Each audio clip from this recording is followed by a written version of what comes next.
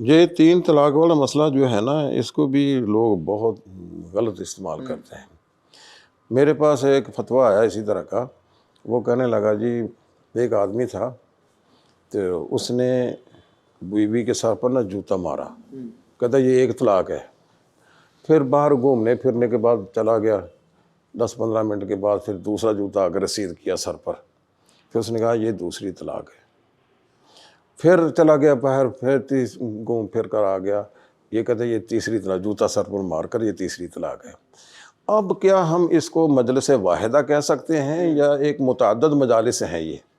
تو میں نے تو یہی کہا کہ یہ تو خبیث جان بوجھ کر مجلس بدلتا ہے، پلان کر کے کرتا ہے۔ اس کو تو یہ گنجائش ملنی نہیں چاہیے 3 طلاقوں کے ایک کہنے کی۔ یہ تو باقاعدہ باہر گیا ہے، اس کو پتہ ہے کہ مجلس میں توڑوں تاکہ یہ میری دوسری طلاق بن جائے۔ بالکل ایسی دیکھیں نا، حضرت عبداللہ بن عمر، ایک مجلس سے خیار مجلس ہوتا ہے، سودا میں نے آپ سے موبائل لے لیا، قیمت آپ نے لے لی، جب تک مجلس کے اندر بیٹھے ہوئے ہیں آپ واپس کرنے کے مجاز ہے۔ میں بھی آپ کو کہتا ہوں یا قیمت لیں یا مجھے موبائل دیں۔ حضرت عبداللہ بن عمر کو جب چیز پسند آ جاتی نا، فوراً مجلس بدل لیتے تھے۔ مجلس خیار مجلس جو ہے نا، وہ تو جب تک وہ مجلس قائم ہے، جب ختم ہوگی مجلس بھی ختم ہوگی۔ تو یہ تو خبیث جان بوجھ کر ایسا کر رہا ہے، اس کو یہ رعایت نہیں دینی چاہیے کہ یہ 3 طلاق ایک ہوئی ہیں۔